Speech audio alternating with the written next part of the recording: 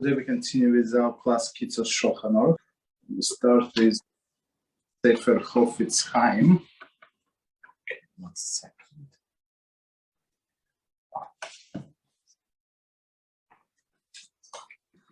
Okay, so we start with Sefer Chofetz Chaim, and today's topic is ultimate result, including a prohibition against speaking rechilus. Is related information which might ultimately cause ill will if it were to be passed on to a certain person or persons. Right. So just to remind us what is rechilus. When one guy comes to another and say, you know what they were talking about your brother?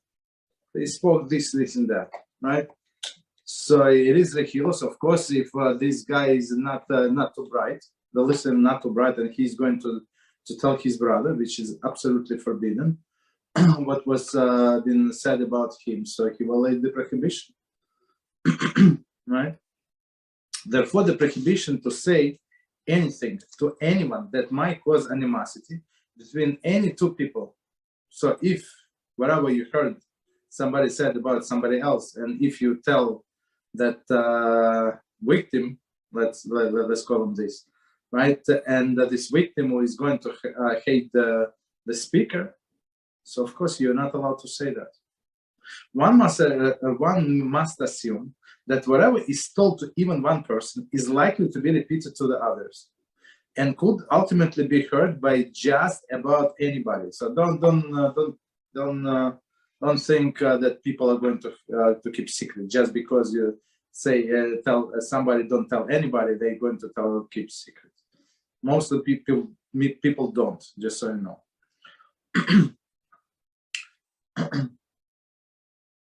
Only if the listener is warned about not to tell anybody what he's about to hear, he can be trusted to heed this warning. Okay. Would it be permitted to share such information with him, provided, of course, that the information is not of derogatory nature? Otherwise, it would be lashon hara. So maybe as a secret, and you know that this person is actually more or less reliable, not to share the information with everybody else. So, plus, as we say, the information must be not derogatory. Okay, neat. All right. So we continue with Kitzur Shulchan Aruch, and we start very interesting topic, where we learn a lot about salting, right? How is this meat industry actually is working, right? And what does it mean, kosher meat? Okay, so today we continue with the same topic, and it's Siman 36, and we're going to start with halacha number 10. Okay, so let's start. One must place a salt-covered meat in a position when the blood can drain from it well. So meaning on some slide, right? Therefore, when salting the meat in a basket, one should not place the basket containing the meat upon the ground, for the blood will not be able to drain well. Okay, commentary. When the basket is placed on the ground, the blood that drains from the meat has nowhere to flow and remains in a basket there where it can be reabsorbed into the meat. So I assume that it's a huge piece of meat and it's a lot of blood that is coming out. That's what we're talking about. So basically you have to put some like on somewhere higher than ground and some like with holes so it can drain to the ground or to a container, doesn't matter, but it should drain somewhere. Even after the meat has remained in its salt for the amount of time required for a proper salting, right? So, and they say see, following sieve, like how long. As long as the salt is still on it, before it has been rinsed a second time, one should not put it in a place where the blood can.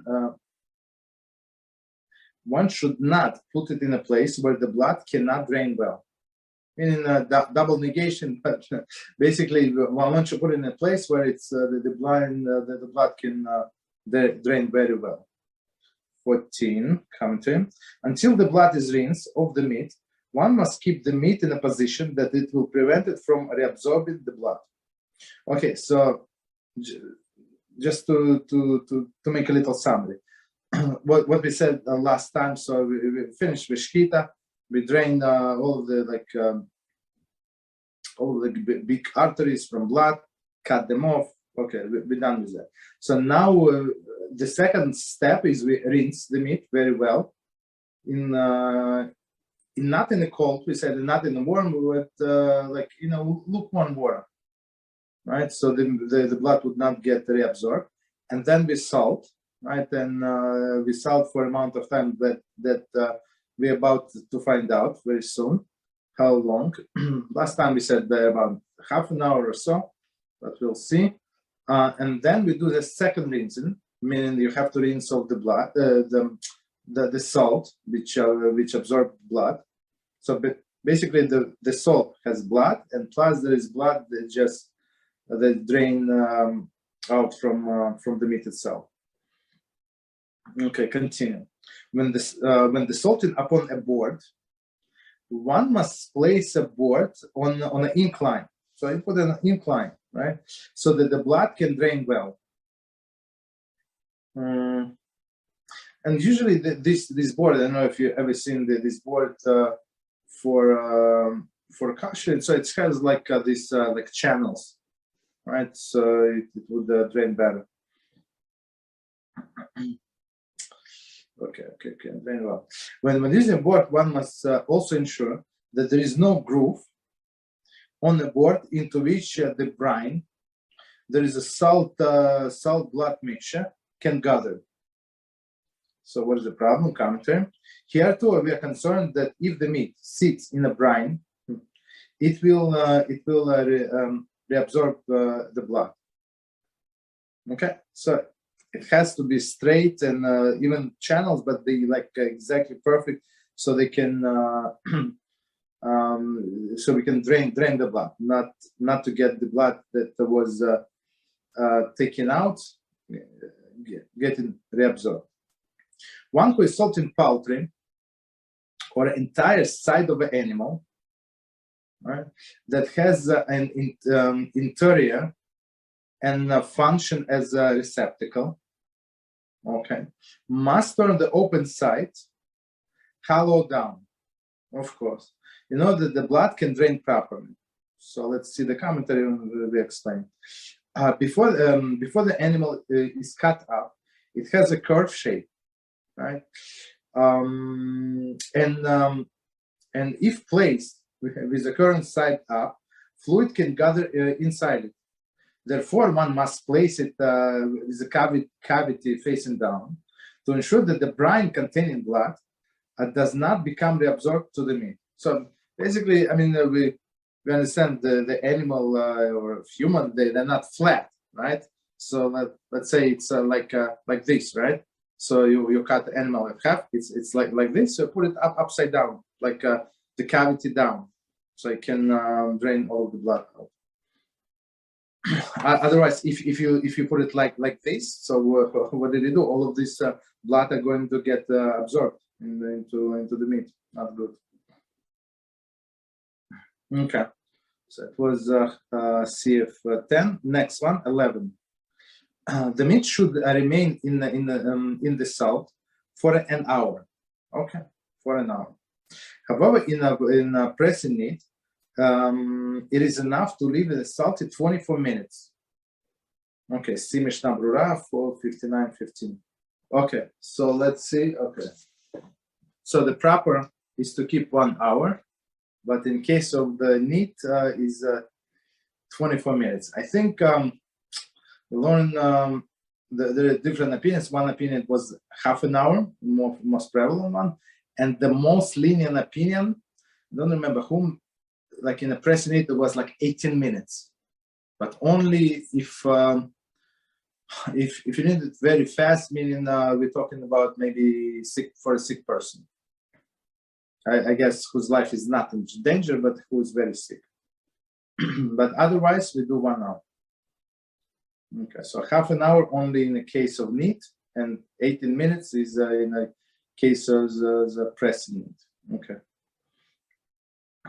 So CF number 12. After the meat has remained in a salt for the required amount of time, let's say we said the 1 hour, one should brush off the salt well. Okay, so don't wash it off, but they say first brush it off, right? And rinse the meat with water 3 times extremely well. So he's very clear. 3 times extremely well. Commentary. It is if the blood is not properly rinsed away, it will be reabsorbed into the meat or absorbed into the pot in which the meat is cooked. That's another issue, right? With regard to this rinsing, there is no option of abbreviated process as described above, CF3, with regard to the pre-salting rinsing. Okay, so they say there maybe a little bit, but here there is no way because we must wash off all of the salt, right? All of the blood that came out, and as the commentary mentioned, the second issue, first issue that okay, you're going, a person going to eat meat, blood with the meat. Okay, that's one issue. But second issue, the blood when you boil, it comes out, and you're going to reabsorb into the meat itself and into the wall of container. And next food, whatever you cook, guess what? This blood is going to get reabsorbed back into the meat or whatever you cook in that part. That's not good. So how many it's going to happen? I'm not sure. I'm not sure. Maybe even a few times, which is a big problem. Okay. So continue. So they said 3 times extremely well. So wash, rinse 3 times extremely well. The woman who feared God should herself supervise the rinsing of the meat. For sometimes the maid servant who carries the water on her shoulder will skip and not use the amount of water necessary to properly rinse the meat. And they can thus come, God forbid, to violate the prohibition of eating blood. So this maid servant, I'm not sure Jewish, not Jewish, doesn't make any difference. So I mean, she's carrying the water from the well, and we're not sure how far this well is. Okay, but when she's carrying this water and it's heavy, right, on her back, on her neck, right, it's very, very heavy. So of course they're trying to save some water, right? So which is logical, and we cannot exactly blame them. So that's why, as Kitzur says, a God-fearing woman has to supervise, make sure that rinsing is done properly. Otherwise, you're going to eat blood. One must also be careful not to place the meat into vessel without water before it has been rinsed from the salt. So one more time, one must also be careful not to place meat into vessel without water before it has been rinsed from salt. So why is that? I mean, we understand why that, but let's see the commentary. The Kitzur explains CF10, okay? If the meat sits in a vessel before it is rinsed, it might reabsorb some of the blood it emerging from it, right? But if you put it in the water, so it's going to get absorbed into the water, so you pour out the water and you're good, right? So don't put it in an empty vessel until it was rinsed. Okay, halacha number 13. One must take care when salting poultry to remove the head before the soaking. Okay, 20. There are 2 large blood vessels in the neck that runs alongside the windpipes, through which the blood of the body courses. When the animal is slaughtered, much of the blood from the body of the animal may become pooled in these blood vessels. In the event that the animal is salted whole, this blood, which is not extracted during the salting process, will remain in the animal unless the blood vessel are first cut open and the blood drained. See Yoradea 22.2. Therefore, when preparing poultry, which is often cooked whole, the head must be severed before salting. Okay. After this is done, the salt can be extracted. Any residual blood. Okay, so let's try to understand. So when you cut the chicken, right, you slice the neck. You see, with a cow, it's easy because it's huge and it's huge blood vessels, so it's easy to remove them. You just cut open, remove, and that's it. But chicken, everything is tiny. It's like, I don't know, 50 times smaller. I don't know how many times, but okay, a lot smaller. So it's not so easy. So they say they cut off the head and try to remove this blood vessel, cut them open, because if you salt from this chicken external, it's not going to absorb the blood. So as we said before, the salt only absorbs the blood that is absorbed into the meat, in the meat itself, not in the blood vessels. So all of these blood vessels, if you look at the kosher meat, they were like carved out, like they cut out. You can see they do a very good job. Okay. Okay. So that's what he's saying. I remove the head. If the bird, if you do it whole, so it would be the issue. But today they cut chicken in pieces, so you usually buy pieces like chicken thighs or something like that, right? Quarters, but not the whole. I mean, some people buy whole chicken, but it's not as popular. Okay, continue. If the bird was salted with the head attached, okay, you see that's the problem. So the minute these blood vessels were in there, one must consult the competent halakhic authorities how to proceed. Similarly, one must be careful about this when salting an animal. Okay, so let's see. I mean, so today, as we said before, it's mostly done by by a butcher. So when you come to the store, it's already salted. But technically, if a person learns the laws of shechita, right, and he can do his own shechita. I mean, nobody can stop him. Okay. And save a lot of money. I mean, if he knows what he's doing, and plus, I think if person can handle it. Okay, so I remember went once, not once, a few times when they slaughtered chicken. I got nauseous just from the smell.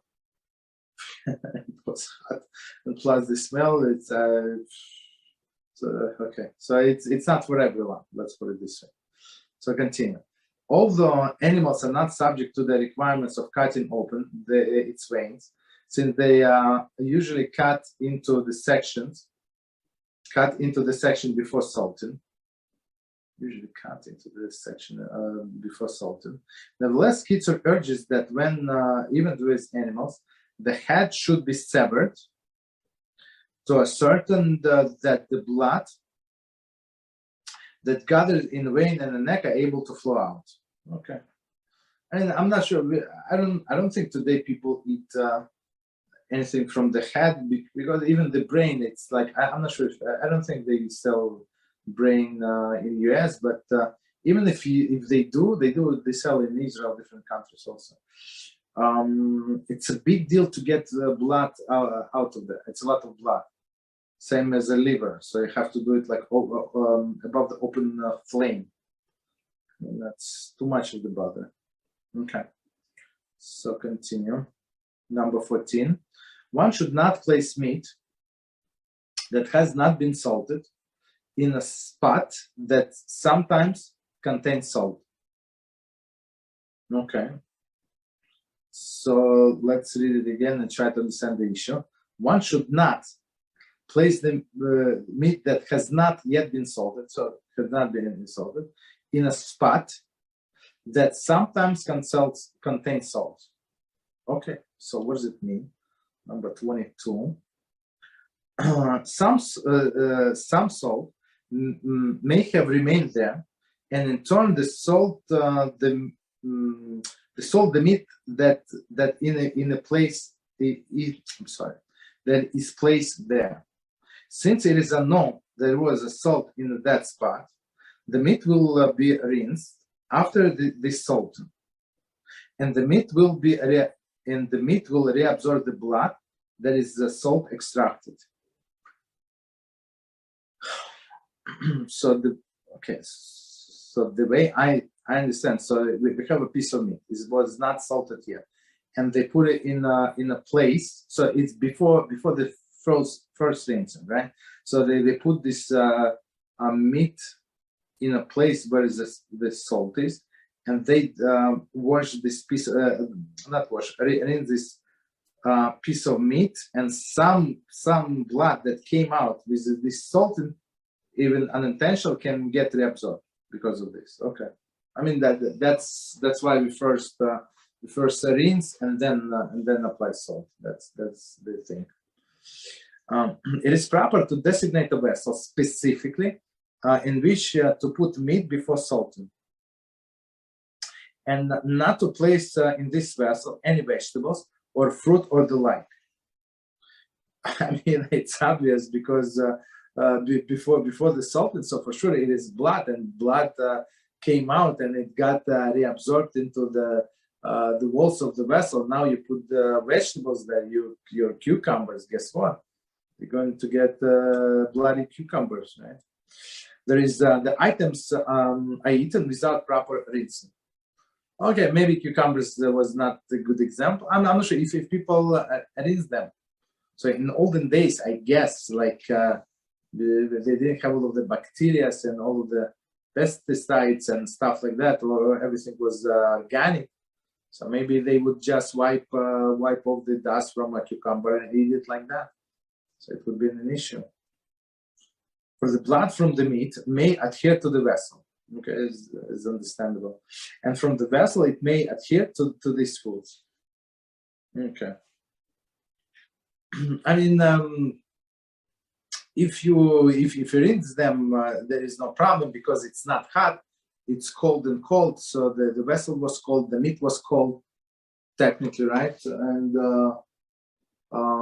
And these vegetables were cold. So okay, so I mean we worry only about residue. Okay. Safe number 15. The head must be cut into the pieces before it is soaked.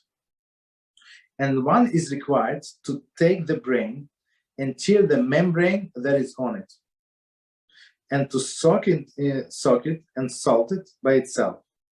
There is separately from the head. 24.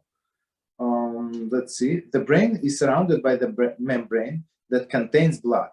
Okay, so there is a lot of blood in membrane, but in the brain also. And if the brain is salted as is, the extracted blood would collect in a skull, exactly, which due to the shape will hold the blood and prevent it from draining away. In order to properly extract the blood from the brain, one must first remove the brain from the skull. One must tear the membrane so that the blood is collected in it to have opening through which to drain. You're at the 71.3. Okay, that's what we do. Okay, so continue. And one must salt the head, both in the inside and outside. So because as we all know, there is a lot of blood going through the head. Common term. There is after the brain has been removed, the skull must be salted on both sides, inside and out, as always, all the meat. So today, I mean, they don't sell the heads, and I'm not sure what they do with the head. Maybe they give it to non-Jews. Maybe they do make salami out of it. I'm not sure. Okay, so all of the salamis are just so you know, it's not the best food. It's all the garbage that they put in with spices. And one can salt it even upon the hairs. Okay, so what does it mean? Hairs. The hair outside of the head does not prevent the salt from extracting the blood. Very interesting. Maybe it's because of short hair. I'm not sure. How is it different? Because as we said before, first we have to skin the animal. Okay, but head is different. Okay. Continue. See if number 16. The law with regard to the bones that have marrow within them is as follows. If the bones are still attached to the meat, one may salt them as is, together with meat. However, if they become separated from the meat, one should salt them separately. And they should not remain alongside the meat while it is in their salt. So let's read the commentary and we're going to explain. Some of the bones, when the bones are not attached to the meat and they are salted together, there is a possibility that blood that emerges from the meat will absorb into the bones. Okay, so we always think that the bones sound like very hard, but it's actually not. Right? When the fresh bones, they're soft. When there are pores that through which this blood from the meat or from somewhere else can absorb back. So if it's bone part of the meat, so it's nullified by the meat, and you just salt the whole meat. Okay. But if they're separated somehow for whatever reason, the bone got separated, so salt the bone separately, and they sell the bones like with a little meat, right? In the store where we buy it, for example, they're very good for cholent. They're good for soup, right? So, but they come with a little meat. Okay, so continue 17. When salting the legs of animals, one must cut off the tip of the hooves before soaking them. Okay. Tip of the hooves. I mean, the hooves are not edible, I think. Maybe they are. Maybe I'm not sure how much of the hoof you can eat. But you have to like cut it open so it can let off the blood. Okay. Why is that? 1 second. Have to cut the tip of the hoof so that the blood can drain from them. Exactly. So commentary: the hoofs are hard and smooth, and nothing can flow through them. Okay, like the skull. They can serve as a vessel. Their tip must therefore be cut off before the salted. So it's like create the opening. Okay, continue. Furthermore, one must position them in a manner that will enable the blood to drain. One must salt the leg even by placing the salt upon the hair of the leg. One may salt the leg even by placing the salt upon the hair of the leg. As we said before, I mean, about the head, it's going to drain out, but I'm not sure why they would not remove the skin. I'm not sure. I mean, they say it's allowed, but I'm not sure. I mean, anyway, you're not going to cook with the skin. I don't know, maybe for preservation it's better. I'm not sure. Okay. Continue. 18. One must tear open the heart before soaking, so that the blood should come out of it. 29. When animal is slaughtered, blood flows toward the heart and pools there. So it's a lot of blood in the heart. Since salt is ineffective of extracting pooled blood, as we said before, it's only like a little blood, but not pooled blood. One must tear the heart open from before salting it to drain the blood that has collected there. One may then proceed to salt it to extract the blood that absorbed within the meat. However, in general, one should refrain from eating the heart of the animal or fowl. since it caused memory loss. So that's a different issue. It's a Siman 32. We actually learned about it, right, in the previous volume. It's one of the things that cause a memory loss, and people forget Torah. If as we said before, where he gives the whole list of things so not to do. Okay, so and plus it's very I would just add for myself. So it's very hard to get the blood out of the heart. So they usually recommend to do it all over the open flame. Okay, but I'm not sure where we live. They don't sell the hearts. I don't think so. In the old country they sell. In Israel they do sell, but unless you're an expert and you have patience and you have time to do it and room to do it and opportunities, so don't try it at home, basically. Okay, and it's not only because of the danger, but it's because of the danger of eating blood. Continue. 19. It is a custom is also to cut open the lung and open the larger tubes before soaking it. Okay. Otherwise, I mean, it's impossible to get them out, to get out of the blood. So these tubes, there's a lot of blood in there, and they take everything out. But lungs also, we learn in in Hilchot Diot class, Rambam suggests not to eat internal organs. It's not because it's not kosher. They're kosher. They're allowed to eat, but it's not good for your health. So people ate it because they had no choice, basically, because it was cheaper and stuff like that, but not because it's tasty. I don't think lung steak is good. I never tried the lung, but I don't think so. Okay, so sick. Commentary. Although the lungs and bronchi are soft, and their blood can be extracted by the salting process. Nevertheless, since they can hold blood due to their shape, right? The custom is to cut them open before salting to facilitate the drainage of the blood.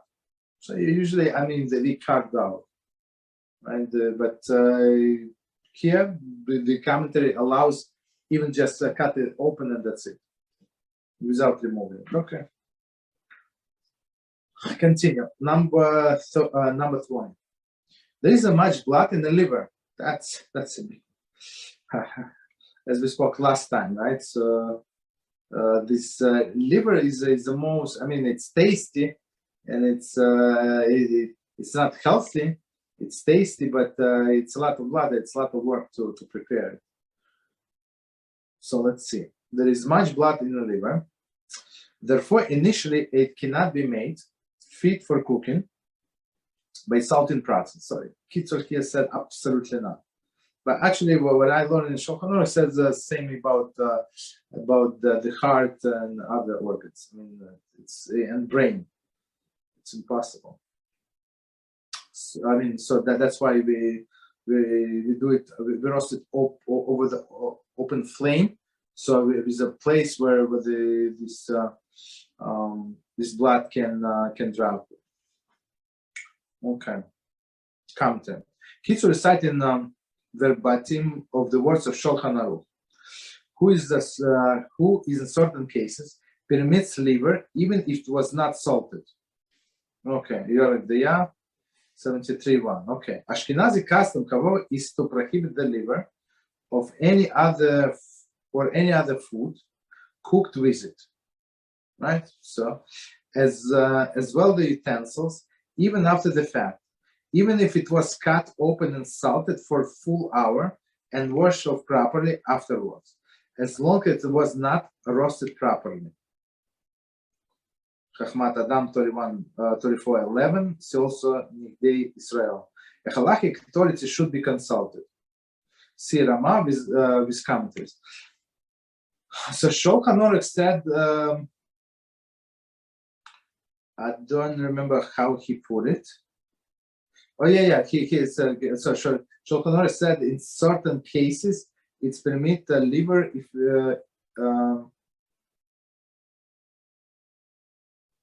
one second, even was not salted. So not salted means, what does it mean non-salted? That they roasted over the fire. So meaning everything that has to come out is going to come out because of the temperature. Let me read this commentary one more time, second part. Ashkenazi custom, however, is to prohibit the liver or any other food cooked with it, as well as utensil, even after the fact, even if it was cut open and salted for a full hour and washed properly afterwards, as long as it was not roasted properly. So Ashkenazi custom is very strict with this, right? And many times Ashkenazi custom is more stricter than Sephardi custom with meat, right? Even though some people think opposite, it's not true. So Rema said that okay, you're going to salt it also, but you must roast it over the fire, right? Or roast it over the fire, and then you can salt it. Yeah, then salt it, and then you can eat it. So if somebody only salted, and so he said it is forbidden, and it's forbidden even if he cooked it with something else, and the utensils is also forbidden because the man said for sure it was blood in there. Okay. So let's do this here from the beginning, the whole sentence. There is much blood in the liver. Therefore, initially, it cannot be made fit for cooking by salting process. Rather, one must roast it over the fire. Exactly as we said. Roasting draws the blood from the liver. These methods may be used to draw out the blood of other meat as well. So, but I remember when we launched Shulchan Aruch said, don't put one on top of the other. Look, put it like I don't know, maybe on one level, right? So it would not touch each other. So the blood would not absorb from meat into the liver, or from liver into the meat, and it was not dripped from the top. So it must be you must be very careful. So roast of the fire, but one must first cut it well. Okay, you have to cut it well, of course. I mean, don't do the whole piece, and place it with a cut side over the fire. So let's say they put they cut the liver lengthwise, right? So you put the open side. So in two sides, you put the open side bottom to the bottom to the fire, so that the fire properly draws out the blood that is with it.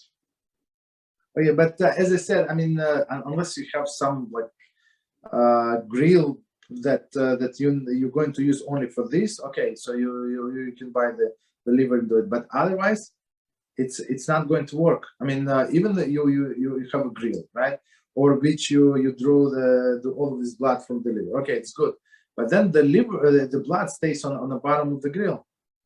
Okay, so you're not allowed to use this grill from anything else. I'm not sure. Of course, you can wash it properly, but it's too much of the bother. Continue. One is to rinse the liver before placing it over the fire. Okay, commentary. Although the fire draws out blood absorbed within the liver, it causes the blood on its surface to become absorbed by the liver. One must therefore rinse the liver well to remove the blood on the surface. So Kitzur is very, very strict. Not a strict, but I think it's some kind of secret, right? So which is very interesting. So it says that the blood that absorbed inside of the liver is going to get out through the flame, but that on the surface of the liver is going to get absorbed. So that's why he said that we'll rinse it first. So okay, so let's do it again. The sentence. One is to rinse the liver before placing it over the fire, and salt it a bit while placing over the fire. Some authorities maintain the fire is effective to remove blood from the meat only if the meat has been salted. Okay, see below CF 22 that the liver may not be salted before roasting begins. Okay, So some authorities say no, its fire is good, but only together with the salt. So they say okay, salted, but other authorities say no. You start roasting first, then you salt it. Okay. So continue. One then roasted until it is fit to be eaten. Commentary. Most authorities rule that it is sufficient to roast the liver for a half of the time that would take for it to be fully roasted. Half the time. Shaft 7614, Taz 6954 writes that the custom is to roast it until it is dried on the outside. At which point it can be assumed that it is dried throughout. So, I mean, if it's not very thick, and so you see it's dried outside, meaning that most likely the blood is out, so you can continue cooking some other ways, whatever you want. After one, so continue with Shulchan Aruch. Afterward, one rinses it, so after this roasting, to clean it from the blood that is discharged. One should take care to rinse it 3 times. So after this roasting, we rinse it 3 times.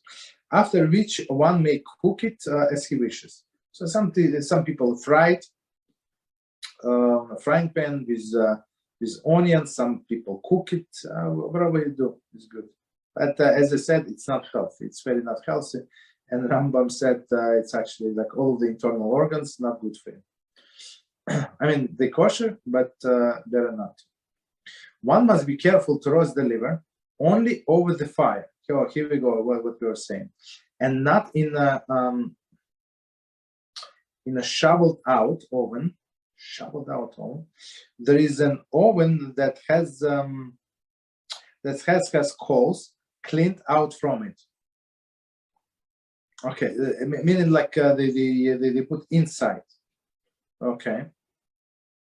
Similar, I mean, but it's obvious, as we explained before, that the blood is going to reabsorb in the oven, and then you warm up, you cook something else, the blood is going to come up and go into the next dish. Okay. Similarly, they should wrap it in a paper and roast it like that in a paper. There is a while it is wrapped. Even if poor quality paper. So what does it mean? Commentary. So it says when the liver is wrapped, it emerges blood. The emerged blood will pool in a paper. Okay. But I'm not sure why the paper is not going to get burned. I'm not sure. If you do it over the fire, it's a good thing. I mean, even it's like above the fire, still it can catch fire. I'm not sure. See Pitkei Teshua 37 commentary. Pitkei Teshua, there are sites of various views regarding the issue discussed in this year. One should not place the liver on the floor of the oven, of course, for the blood will not be able to drain properly. I mean, the whole idea is to get blood out of the liver, right? So keep it on some shelf or some net, something. Okay, continue. CF number 22. Let's see. Wow. Okay, CF number 22. However, one may not salt the liver before roasting it. Okay, so exactly what we said. First, you have to start roasting in the manner that one salt meat. So meat, of course, that's how you do meat. You start, you rinse it and then you salt it. Okay, and certainly one should not salt the liver together with meat. So of course, I mean, as we said before, the meat is going to give out the blood, but the liver not so fast.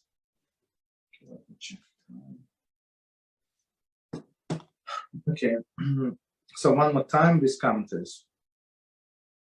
However, one may not salt the liver before roasting it. Okay, so we said So you have to start roasting, then you salt.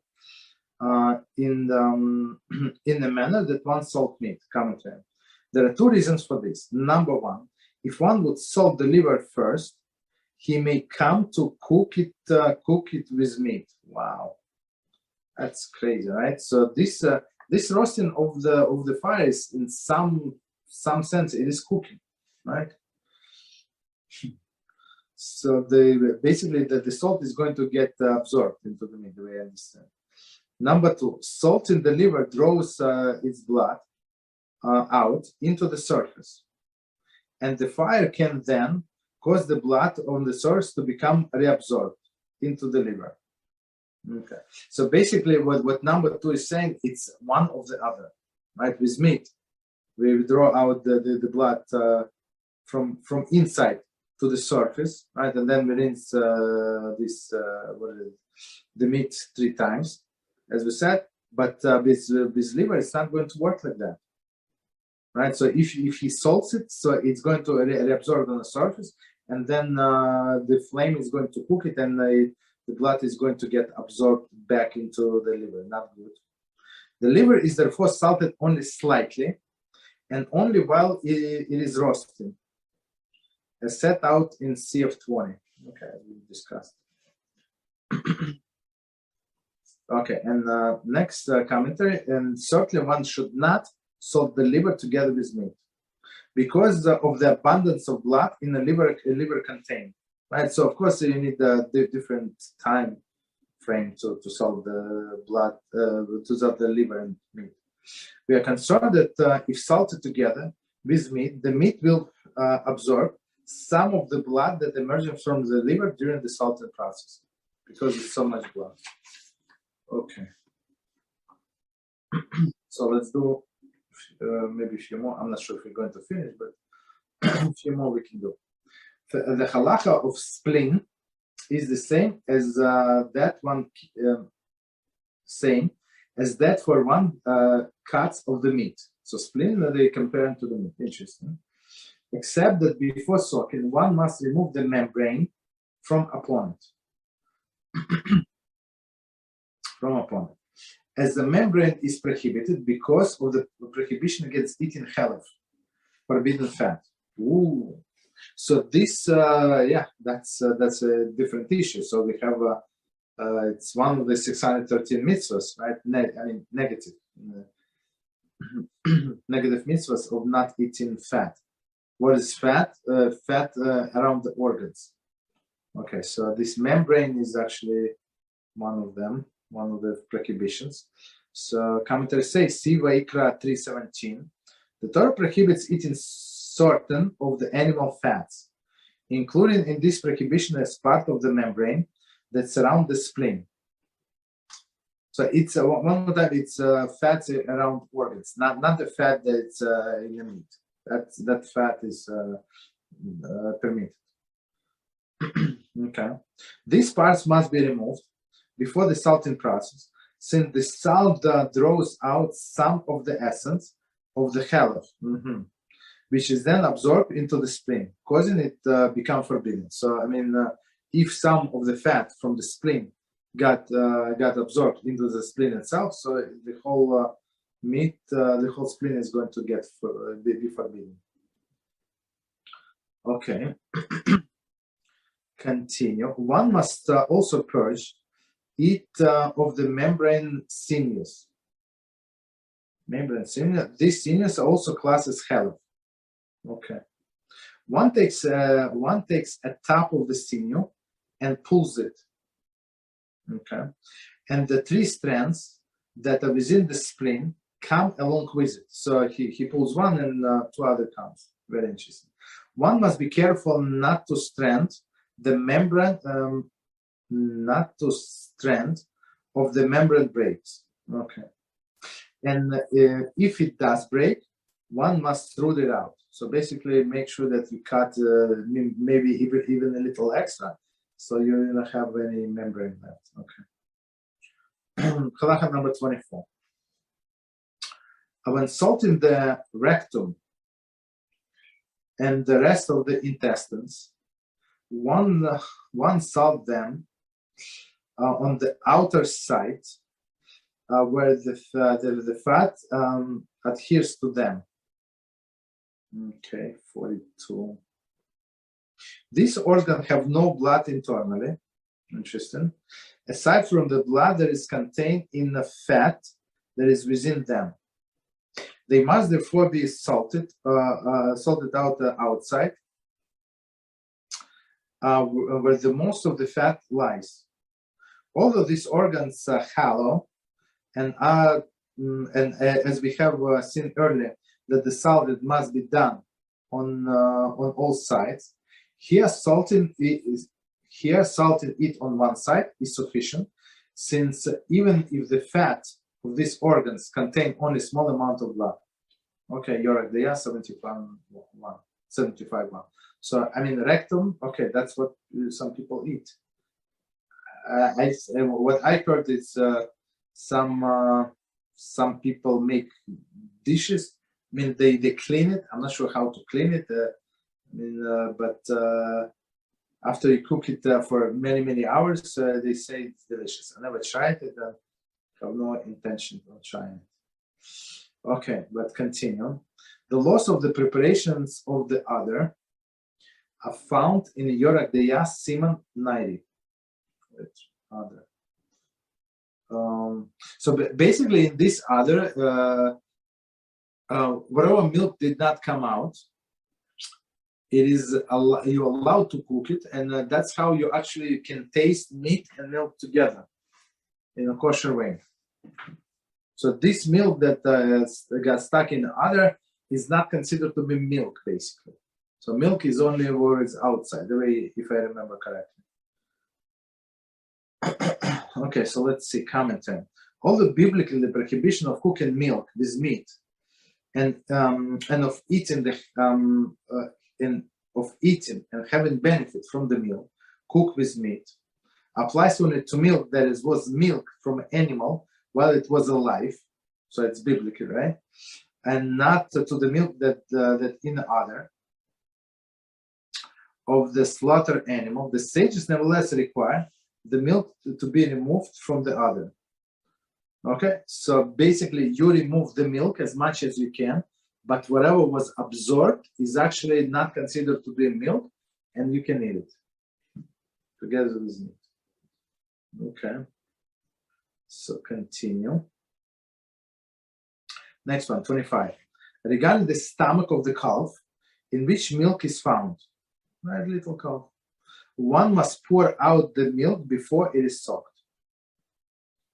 44. This is avoiding creating forbidden mixture, milk and meat. Okay. And when it is treated, and then it is treated like other meat. So you take out the milk, what is found inside, and you can eat it. Okay, so let me see. Maybe we can finish. Maybe only 5 minutes extra or so. Okay, 26.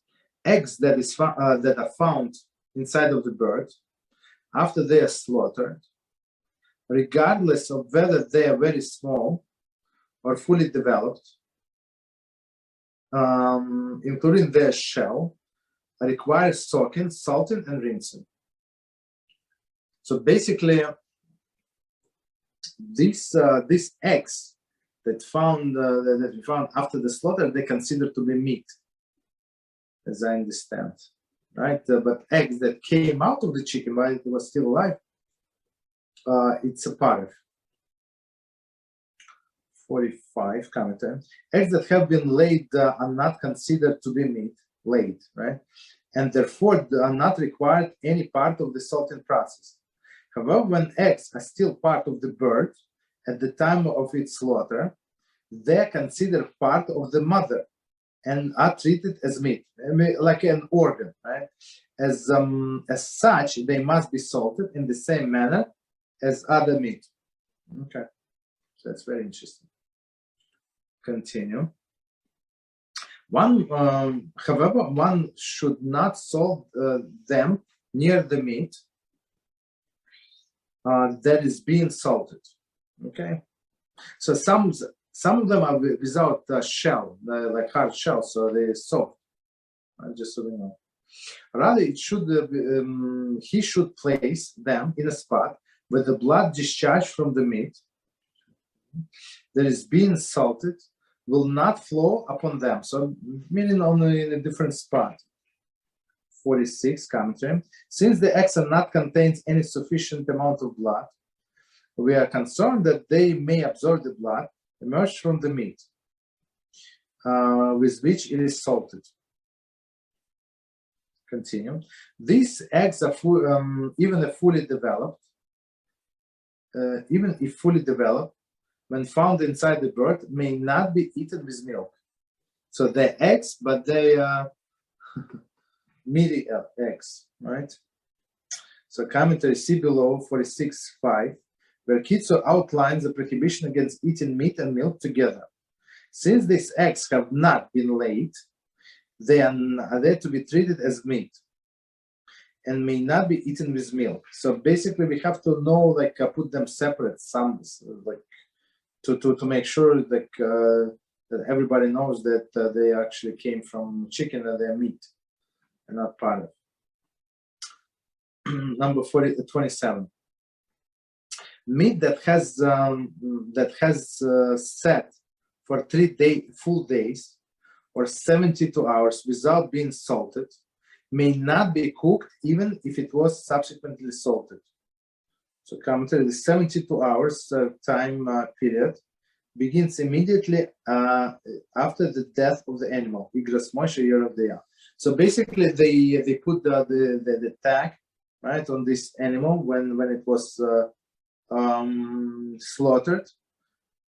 I think most of the time they start salting, like all the cleaning and start right away. But in olden days, the way I understand, in the old country, what they did, the butcher, like, he had the easy job. He just did shkita, cut out the meat and sell it, and all of the women had to do this work. So all of the little girls, I don't know, from 7 years old, 6 years old, they were expert in doing all of these processes that we're learning about.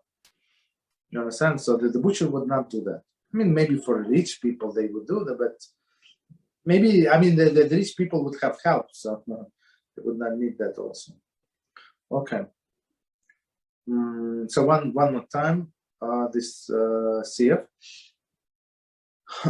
Meat that has set for 3 full days, or 72 hours, without being salted, may not be cooked even if it's subsequently salted, unless it has been soaked in the interim. So, I mean, if it was in the water, so it's a different story. 49 commentary. After the 3 days, the blood dries and hardens, and it can no longer be extracted by the salting process. That's it. That's too late. If this occurs, the meat may no longer be salted, only roasted in a manner similar to the process used for the liver, okay, because, as we said, the flame is going to get it out. Here, however, one may not cook it even after the roasting. Shulchan Aruch 69:12. So meaning he must finish, if it's after 3 days, he must finish with roasting. So the whole process. If the meat was soaked within the 3 days period, the blood does not harden. Okay, so if he kept it in the water, so that's good. The meat must be soaked well, not just washed. I mean for these 3 days. There is a dispute among the authorities with regard on how long it must be soaked, with the minimum ranging from half an hour. Okay, here we go, half an hour that I was talking about. Does or slightly less. Shulchan Aruch 69:79. To an hour or 2. Shach 69:53 according to Prima Gadim. After the soaking, the time period for salting is extended by another period of slightly less than 72 hours. So after soaking. Okay. Shulchan Aruch 69:13.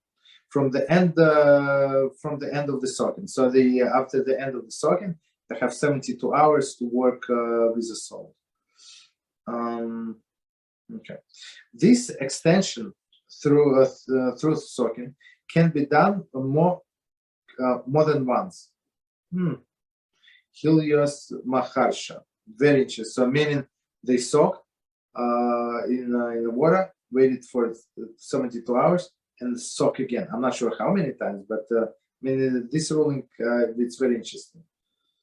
Regarding the deviation by the Torah day is Shabbos, see below 8057. That's a problem. Okay, last halacha. And no more blood. That's it. No more blood.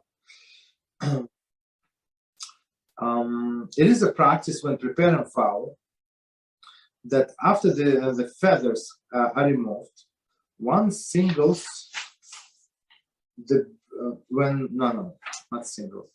One singes the birds with fire in order to remove the stubble that remains. This is generally done before the salting process. Okay. Okay. Continue. So we singe a little. However, one must be careful not to singe them with any flame beside the flame of the burning hay or straw. So what does it mean? Like it's very like weak fire, the way I understand, right? And not to make a large flame. Exactly. I mean, even with straw, you can make a large flame, but okay. So we need just a little to burn this stubble. Okay. They should also be careful not to move the birds back and forth with the flame within the flame, so they should not become heated. Okay. 51. So heated meaning what? That blood is going to get reabsorbed. That's not what we want. Okay. So commentary.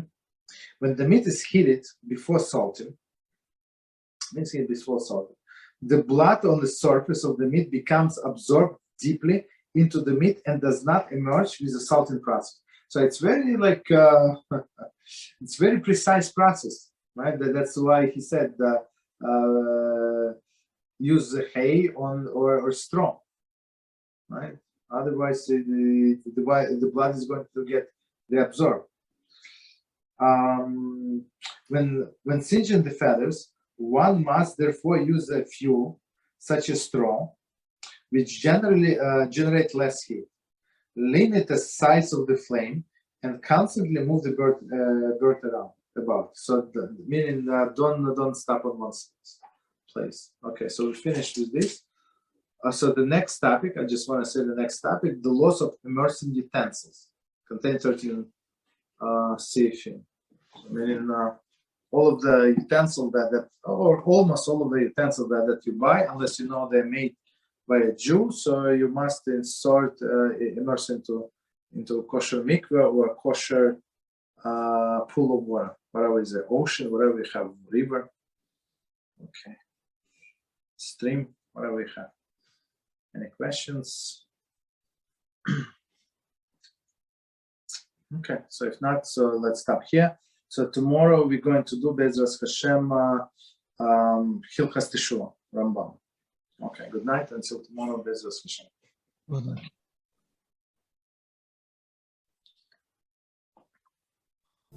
night.